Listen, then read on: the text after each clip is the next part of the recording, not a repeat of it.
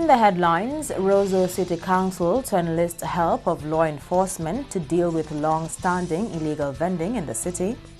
A national validation assessment targets critical data collection on local farmers, and increased air access and visitor arrivals expected with the addition of 2 new flights into Dominica by November. I am Andrea Louis with the Channel 5 News, back with the details after this. Rudolph Thomas Enterprise in Portsmouth, your suppliers of building materials and hardware products.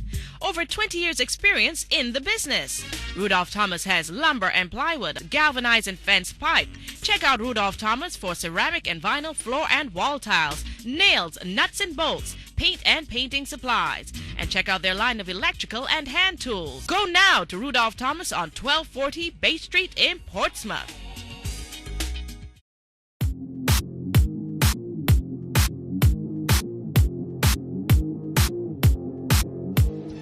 Thank you for staying with us. First up, it is not clear how many employees will be affected, but some courts staff could receive redundancy letters by the end of the month. While Channel 5 News has not been able to confirm how many employees may be affected, sources tell us an unknown number of staff will in fact be sent home. The reasons for the redundancies are not currently known, but the union representing the workers is due to have discussions with courts management on Thursday. On the entertainment scene, legendary Zouk band Kassav, veteran Bouillon band First Serenade, and Martinican pop band Marseille Tumpak have been added to the lineup of this year's World Creole Music Festival. The addition of these final 3 acts was announced to the public on Wednesday by acting festival and events manager of the Dominica Festivals Commission, Marva Williams. Williams also gave the full lineup for the 20th edition of the World Creole Music Festival. On Friday nights, we will feature Movado, the Kassav Band, Yemi Alade, Triple K International, Class, and the First Serenade Band.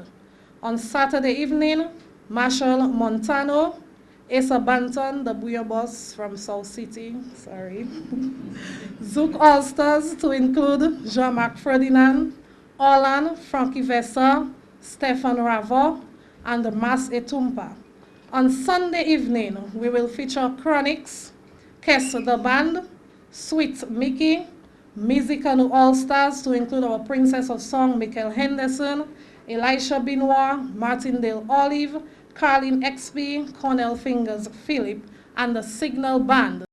Following Hurricane Maria, accommodation became a problem, but Williams assures the public that plans are being finalized in Portsmouth to facilitate the expected visitors to the island. We are faced with challenges and that we've recognized, and one of the challenges is the accommodation, but every problem has a solution. What we've been telling patrons is there's a lot of accommodation in the north, and if you visit our website again, dominicafestivals.com, we have a list of accommodation under the Where to Stay section that is available. In addition to the accommodation, this year what we are doing is providing shuttle services. So we do not want the distance from Portsmouth to Roseau to be taken as an issue. We want it to be taken as an additional experience in the Nature Isle. So we will be providing free shuttle services to our patrons, and you can choose to shuttle via a coaster, or you can choose to shuttle via the sea. This year's World Creole Music Festival will be staged from 26th to 28th October at the Windsor Park Stadium. In more developments, 2 new flights will be added to Dominica's roster come November. Chairman of the Air Access Committee, Benoit Badwell, revealed that successful negotiations were held with the airline company Air&T, and come 1st November, there will be increased visitor arrivals to Dominica. And so, with the Ministry of Tourism and Culture, the Air Access Committee of Discover Dominica have successfully negotiated an additional 2,016 seats into the destination from 2 new flights added by Air&T. The flights will commence on November 1st, 2018, departing Point-à-Pitre at 9 p.m. to arrive in Dominica at 9:30 p.m. on Thursdays and Sundays. The aircraft will overnight in Dominica and depart the next day in the morning, Fridays and Mondays, at 5:30 a.m. to reach Point-à-Pitre at 6 a.m. These flights will terminate for the season on March 29, 2019. During this 5-month period, 42 flights are expected in Dominica. Bardwell says the additional flights address the problem of same-day connections to the island. Most often when people travel, they're interested in pricing and convenience. And these new flights will seek to address both of these concerns by travelers to Dominica. These flights will allow travelers to connect from the following international flights. From the US, the flights connect with Norwegian from JFK, New York. And as you're aware, Norwegian is a low-cost carrier and has transported many travelers to Guadeloupe and Martinique. Travelers to Dominica, originating in the catchment area surrounding JFK, can now benefit from the low-cost fares offered by Norwegian and arrive same day to Dominica. The Norwegian ART flight will offer travelers that same-day connection as opposed to having to overnight on their way in or out, increasing the passengers' cost of travel. On to legal matters, Attorney General Levi Peter says incarceration can serve as a strong deterrent to would-be illegal gun owners and, at the same time, save lives. The Attorney General was responding to a concern that jail time may not have the intended impact on would-be criminals who are in possession of illegal firearms. Gun-related incidents of recent days led to increased presence of heavily armed police in Grand Bay, Fort-Collet, and Bath Estate on Tuesday. These efforts by law enforcement to rid communities of illegal guns follows 2 shooting incidents last weekend. Brian Alexander of Grand Bay was killed, while Lawrence Paul of Mont Prosper remains in intensive care. The question as to whether if you impose more severe penalties, people will be deterred from carrying unlicensed firearms, I guess you'd have to suck it and see. That is to say, the sentences, more severe sentences would have to be imposed, and over a period of time we would see on the statistics whether or not it reduced the prevalence. My own view is, irrespective of whether or not it reduces the prevalence of carrying firearms, it probably would save lives, if nothing else. If you are in prison for 6 months or 3 months or a year, whatever it is, you can't carry a firearm, you can't kill anybody. And if you have shown a propensity to carry firearms, the likelihood is if you're carrying it, the likelihood is in the right circumstance, you will use it. So, from my point of view, there is a deterrent element, I believe. I believe if people know that by being caught with a firearm, you are going up to stock farm, nowhere else. As Monopoly, in the Monopoly game, those who know Monopoly, move to jail, go to jail, straight to jail, directly to jail. That is a consequence. Meantime, the National Security Minister has hinted at amending the Firearms Act to ensure that anyone found with an illegal firearm goes to jail. He has also called for firm and decisive action to reduce the use of illegal firearms in the country. You are watching the Channel 5 News. Stay tuned for more after the break. M&J Covering is the producer of designed galvanized and galvalume in Dominica. They design to your specifications, color and length, 4 styles of galvanized and galvalume pre-painted roofing sheets as requested, and supply all your galvalume accessories. M&J Covering helps you control spending and reduce waste. At M&J Covering, they are also equipped to build your roof to precise standards anywhere on island. So come to M&J Covering at 1 Mile in Portsmouth or call 445-5001 275-5003 today.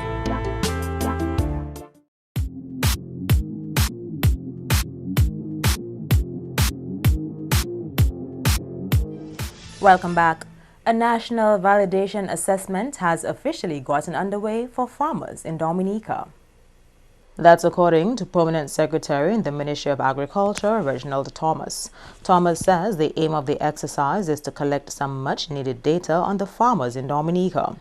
The ministry has, over the years, we have been criticized in some veins.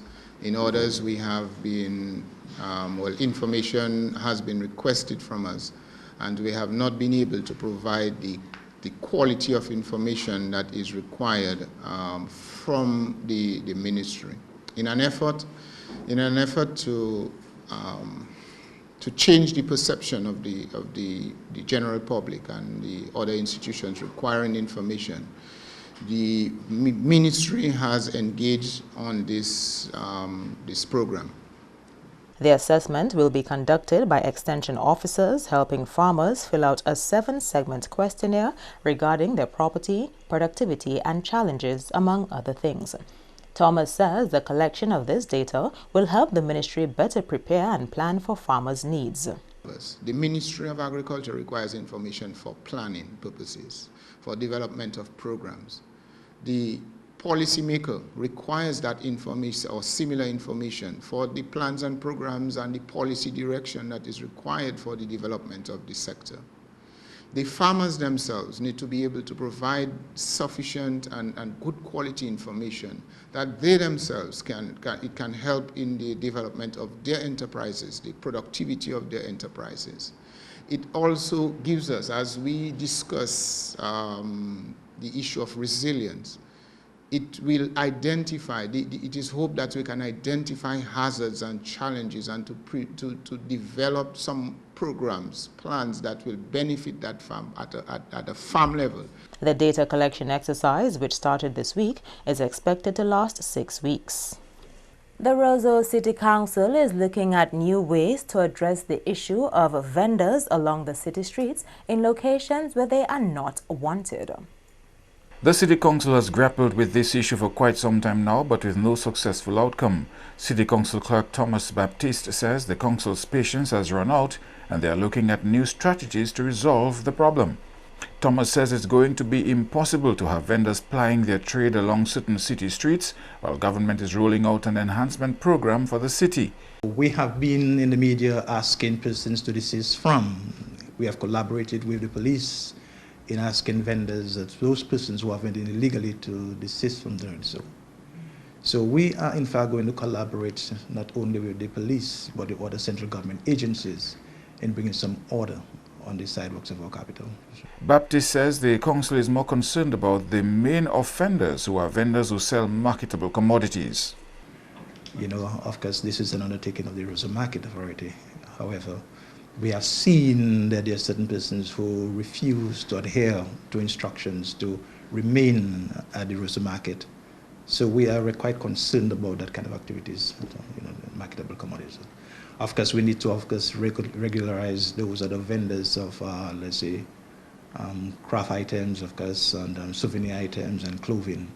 You know, we have some order in that area, but there are 1 or 2 persons that we feel that we have to reach out to at least, you know, regularize them and have some proper order, decency on the sidewalk. The City Council has taken action against vendors who fail to adhere to the regulations and continue to sell marketable commodities along the city streets. These vendors were moved from the streets to the Roseau Market, but some have returned to the city sidewalks in what looks like a cat-and-mouse game. And the 39th anniversary of Hurricane David was marked with quite a bit of rain on Wednesday. Nothing, of course, to compare with what Dominica suffered back then on 29th August 1979, when the island was struck by a hurricane codenamed David with winds which at times exceeded 250 kilometers per hour. This condition swept the island from 11 a.m. to about 5 p.m. The whole island suffered and was declared a disaster zone by the government. Over 40 people died, roughly 3,000 were treated for injuries. The majority of the houses were damaged and most of the main crop bananas was destroyed. Roads were impassable, utilities put out of action, and many public buildings demolished. The effects of Wednesday's tropical wave may have served to remind those who are old enough to remember Hurricane David, which devastated the country just a mere 10 months after it obtained political independence from Great Britain. On Wednesday, weather forecaster and acting senior Met Officer Marshall Alexander issued this reminder to Dominicans to remain vigilant this hurricane season. We are moving into the peak month of tropical cyclone activity, which is September. And we're just advising the public to remain vigilant and in a state of readiness, and to continue to monitor and to stay informed. Don't listen to rumors, nor spread rumors. The season has been downgraded with less activity expected, but we must remember that it only takes one. We are now being affected by a tropical wave for today, Wednesday, and into tomorrow, Thursday, and this wave is showing no signs of development, but we are expecting showers and possible thunderstorm activity. Therefore, we are advising people in areas prone to flooding, landslide, and falling rocks to exercise caution during today and tomorrow. However, we are expecting to see a relative improvement in conditions by Friday. We will continue to update the public in our weather reports on our website, that is weather.gov.dm, and on our Facebook page, Dominica Met. Again, the advice is preparation and pray for the best.